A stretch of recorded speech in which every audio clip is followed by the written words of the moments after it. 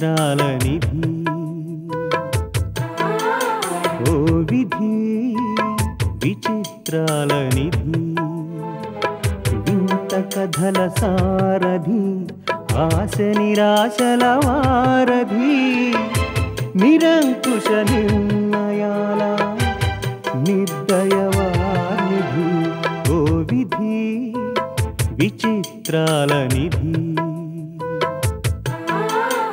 ఓ విధి విచిత్రాల నిధి.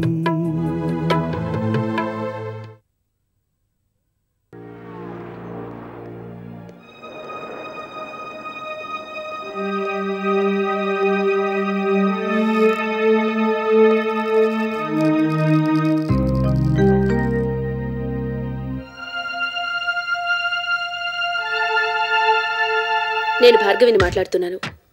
మీరు చెప్పినట్లే లక్ష్మీదేవి కంపెనీలో ఎంటర్ అయ్యాను. ఇంతవరకు ఎవరికీ ఏ అనుమానం రాలేదు. వచ్చే అవకాశం కూడా లేనంతగా ఇంప్రెస్ చేయగలిగాను. అలాంటిదేమీ లేదు. నా మీద చాలా మంచి అభిప్రాయమే ఉంది. ఆ పరిస్థితి రాదు. మీరు అప్పచెప్పిన పని తప్పకుండా పూర్తి చేస్తాను.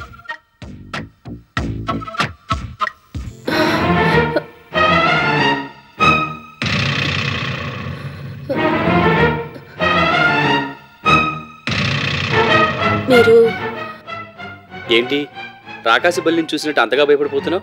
ఎందుకంత భయం? అదేమీ లేదు. ఇంటి దగ్గర కొంచెం లేట్ అయింది. ఆఫీస్కి టైంకి అటెండ్ అవుతానో లేదోనని కంగారు, అంతే. మీరేమిటి ఇలా వచ్చారు? నిన్ను పికప్ చేసుకు వెళదామని మీ ఇంటికి వెళ్ళాను.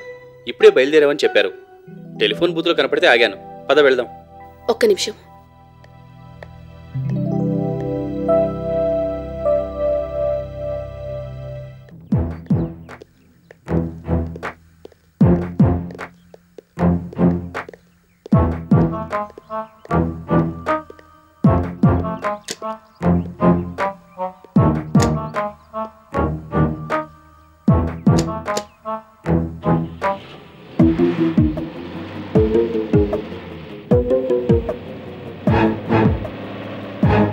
ఇంతకీ ఫోన్ ఎవరికి చేసావు?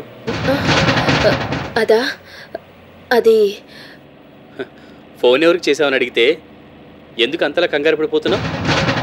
ముందా ముఖం మీద చెమట తుడుచుకో.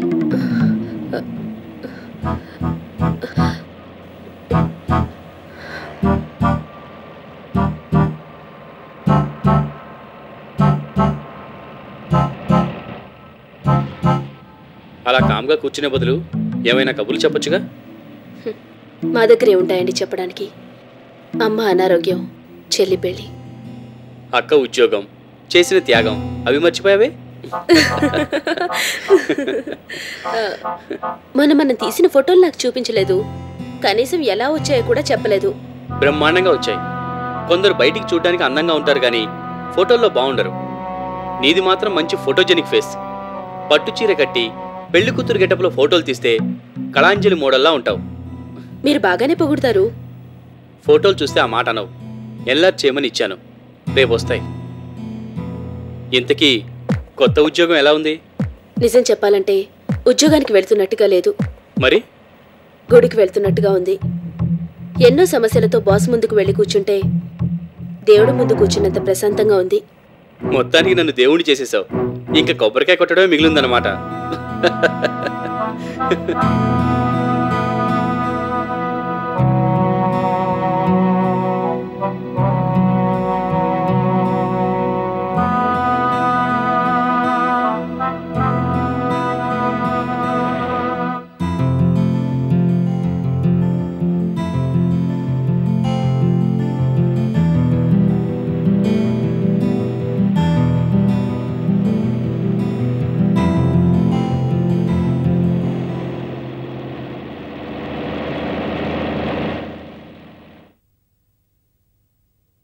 ఒక్క నిమిషం, కొబ్బరి బొండాలు తాగి వెళదాం.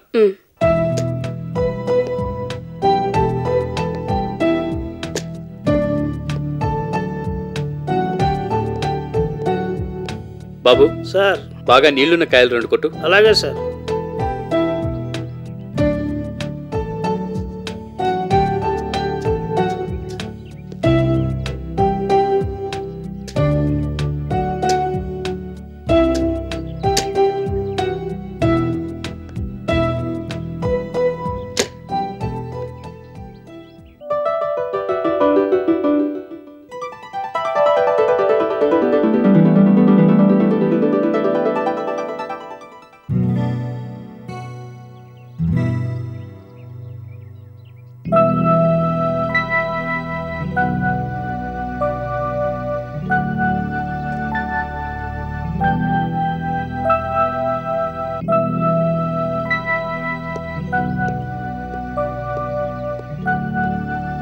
Take it.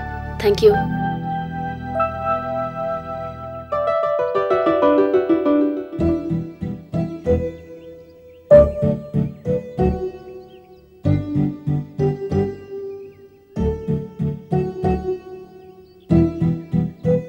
మీ అమ్మగారి ఆరోగ్యం ఎలా ఉంది? పర్వాలేదు, బాగానే ఉంది. మీ నాన్నగారు ఏం చేస్తుండేవారు? ఏమీ చేసేవారు కాదు. అదేంటి? చేస్తున్న ఉద్యోగం వదిలేసి కొంతకాలం బిజినెస్ చేశారు. సినిమా ఫీల్డ్లో కొంతకాలం ఉన్నారు. తర్వాత రాజకీయాల్లో తిరిగారు. ఆయనకేదీ కలిసి రాలేదు. చివరికి అన్నీ వదిలేసి ఇంట్లో కూర్చుండిపోయారు. మరి ఇల్లెలా గడిచేది? మా నాన్న బాధ్యత లేకుండా తిరగడం, ఇంటి గురించి పట్టించుకోకపోవడం, ఏ పని చేయకుండా తాగి పడుకోవడం, ఇవన్నీ మా అమ్మని బాగా కుంగతీశాయి. డబ్బున్న ఇంట్లో పుట్టి పెరిగిన అమ్మ మా నాన్నని పెళ్లి చేసుకుని నరకమే అనుభవించింది. అయినా లేని ధైర్యం తెచ్చుకొని ఆ పనులు ఈ పనులు చేస్తూ మమ్మల్ని పెంచి పెద్దవాళ్ళం చేసింది. మా నాన్న చనిపోయినప్పుడు అందరూ ఏడ్చారు. కానీ అతను మా అమ్మని పెట్టిన బాధలు గుర్తుకొచ్చి నాకు మాత్రం ఏడుపు రాలేదు.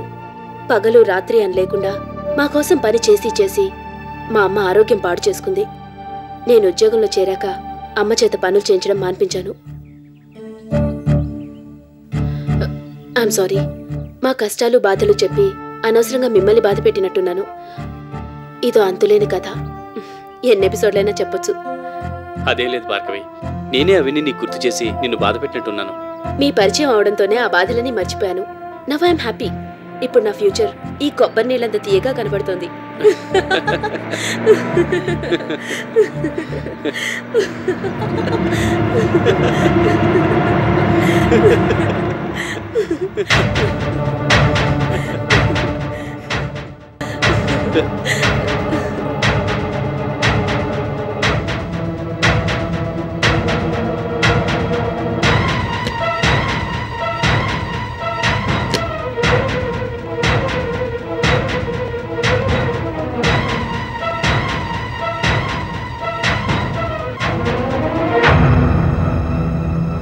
నువ్వు అసలు మనిషివేనా?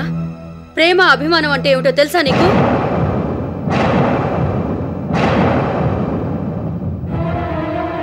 నా కూతురు చనిపోయి ఎంతో కాలం కాలేదు, అప్పుడే మరో ఆడది కావాల్సి వచ్చిందా? ఇదేనా నీకు భార్య మీదున్న ప్రేమ అభిమానం? అది బతికినన్నాళ్లు ప్రేమించినట్టు నటించి దాన్ని మోసం చేశావు. అమ్మాయికురాలైన నా కూతురి జీవితం అర్ధాంతరంగా ముగిసిపోవడానికి కారణం నువ్వు. బతికినన్నాళ్లు దానికి మనశ్శాంతి లేకుండా చేశావు. ఇప్పుడు ఈ ప్రేమ వ్యవహారాలతో చెడుతిరుగులతో దాని ఆత్మకు కూడా శాంతి లేకుండా చేస్తున్నావు. నిన్న నా కూతురు భార్గవి, ఇవాళ్ళిది, రేపు ఇంకెవరో. ఇలా ఎంతమంది ఆడపిల్లల జీవితాలతో ఆడుకుంటావు? ఇంతమందిని ఇన్ని రకాలుగా మోసం చేసినందుకు ఏదో రోజు తగిన ఫలితాన్ని అనుభవిస్తావు. పరాయి మగాడితో పబ్లిక్గా తిరగడానికి నీకు సిగ్గులేదు? ప్రేమించడానికి ఇంకెవరు దొరకలేదా నీకు? ఇతని మాటలకి మురిసిపోయి ప్రేమలో పడి పెళ్లి కూడా చేసుకుని సుఖపడిపోవచ్చని పిచ్చి పిచ్చి కలలు కంటున్నావేమో. అది జరిగే పని కాదు. He's a cheat. ప్రేమ పేరుతో నా కూతురు బతుకుని అలాగే నాశనం చేశాడు. నీ బతుకు కూడా అలాగే అయిపోతుంది. జాగ్రత్త.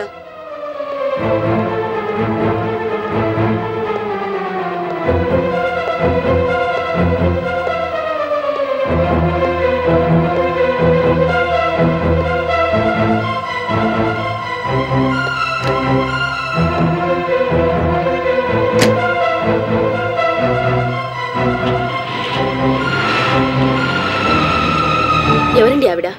అంతలా విరుచుకుపడిపోయింది. చనిపోయిన నా భార్య భార్గవి తల్లి, నా మాజీ అత్తగారు. పాపం, కూతురుపోయిన బాధ నుంచి ఇంకా తేరుకున్నట్టు లేదు. కూతురు పోయిందన్న బాధ ఆవిడికి ఏ కోసైనా లేదు. నేను ఇంకా బతుకున్నాననే ఆవిడ బాధ. మాటలతో మనుషుల్ని బాధ పెట్టడం ఆవిడ హాబీ. చచ్చా, అనవసరంగా ఆగి మూడు పాటు చేసుకున్నాం. వెళదాం పద.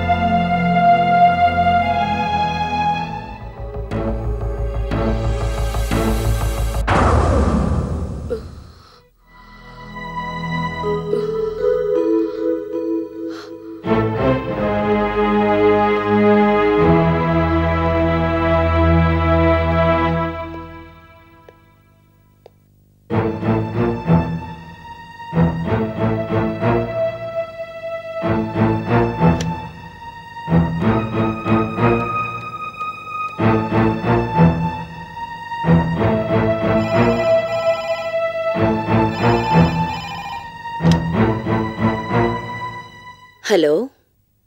హలో, గుడిసెల లక్ష్మీదేవి గారా?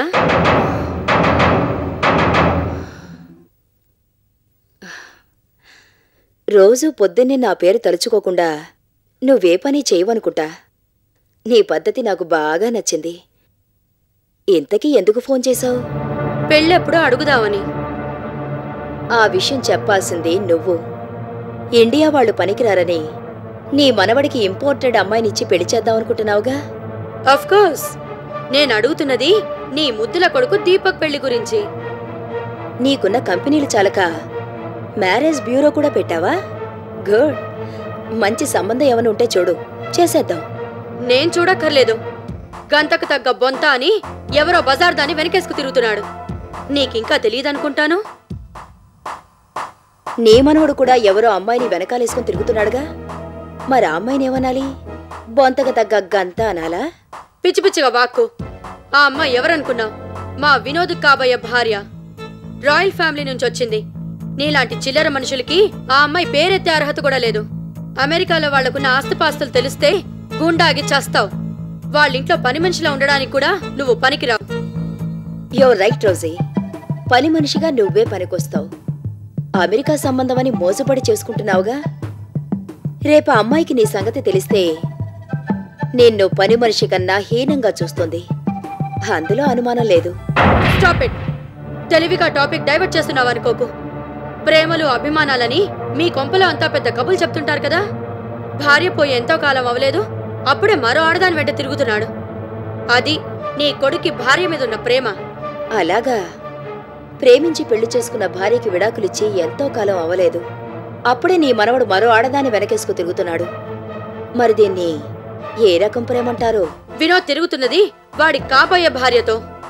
I see. అయినా ఎవరితో తిరుగుతున్నారో, ఎక్కడ తిరుగుతున్నారో, ఎందుకు తిరుగుతున్నారో ఇలాంటి పనికిరాని వివరాలన్నీ సేకరించడం తప్ప నీకు వేరే పనేం లేదా? ఉంది. నా కూతురు భార్గవ్ ఉండాల్సిన ప్లేస్లో మరో బజార్ దాన్ని ఊహించుకోలేకపోతున్నాను. తలుచుకుంటేనే కంపరంగా ఉంది. అందుకే వ్యవహారం పెళ్లిదాకా రాకుండా నీ కొడుకుని కంట్రోల్ చేయి.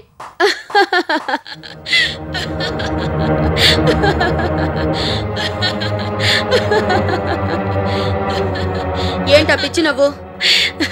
చేసిన పెళ్లిళ్ళన్నీ చెడగొట్టావు.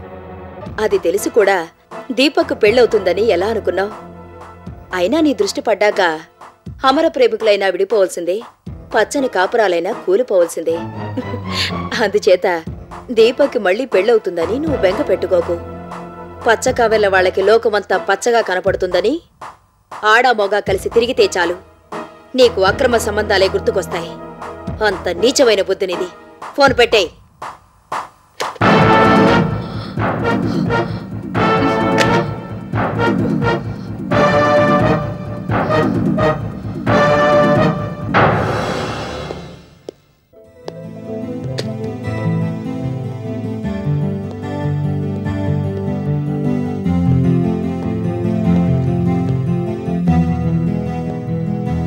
ఉదయం వచ్చినప్పుడు గౌరవంగా లేచి నిలబడతారు, ఓకే. నేను వచ్చిన ప్రతిసారి మీరు నిలబడ్డం, తర్వాత కూర్చోవడం, ఇలా మీ పని గుంజిళ్ళు తీయడమే అవుతుంది. కూర్చోండి. మీరు పుటప్ చేసిన ట్రాన్స్పోర్టేషన్ ఫైల్ చూస్తూ రూమ్లో బోర్ కొట్టి కాసేపు మీతో డిస్కస్ చేద్దామని బయటకు వచ్చాను. ఆ ఫైల్కి సంబంధించి ఏమైనా డౌట్స్ ఉన్నాయా సార్? టోటల్ ఫైలే కన్ఫ్యూజింగ్గా ఉంది. మనం ఏదో డెసిషన్కి వస్తే గానీ ప్రాబ్లం సాల్వ్ అయ్యేలా లేదు. మెటీరియల్ ట్రాన్స్పోర్టేషనే కదా సార్ ప్రాబ్లం? వెరీ గుడ్, భలే చెప్పారే. దాని గురించి మేము నిన్ననే డిస్కస్ చేశాం సార్. స్టాక్ కరెక్ట్ టైంకి అందడం లేదని డీలర్లు కంప్లైంట్ చేస్తున్నారు. మనం రెగ్యులర్ టైంకి డిస్పాచ్ చేస్తున్నాం. ట్రాన్స్పోర్టేషన్లో బాగా లేట్ అయిపోతుంది. మాకు రెగ్యులర్ కార్గో సర్వీసులు ఉన్నాయి, లేట్ అయ్యే అవకాశం లేదని ట్రాన్స్పోర్టర్లు అంటున్నారు. మాకు టైంకి స్టాక్ అందడం లేదని డీలర్లు అంటున్నారు. ఇది ఎలా సాల్వ్ చేద్దాం? మనం మెయిన్గా 2 ట్రాన్స్పోర్ట్ కంపెనీస్తో డీల్ చేస్తున్నాం సార్. అందులో ఒక కంపెనీలో పార్ట్నర్స్ విడిపోవటం వల్ల ప్రాబ్లమ్స్ వచ్చి స్టాక్ డెలివరీ లేట్ అయింది. రెండో కంపెనీలో వర్కర్స్ స్ట్రైక్ వల్ల లేట్ అయింది. మీరు చెప్పింది కరెక్టే, కానీ ఒకసారి అయితే అనుకోవచ్చు. ప్రతిసారి ఏదో ఒక ప్రాబ్లం చెప్పి స్టాక్ పంపించడంలో డిలే చేస్తున్నారు. దీనికి ఏదైనా పర్మనెంట్ సొల్యూషన్ ఆలోచించాలి. ఇంకో 2 నెలల్లో ఈ ఫైనాన్షియల్ ఇయర్ క్లోజ్ అయిపోతుంది.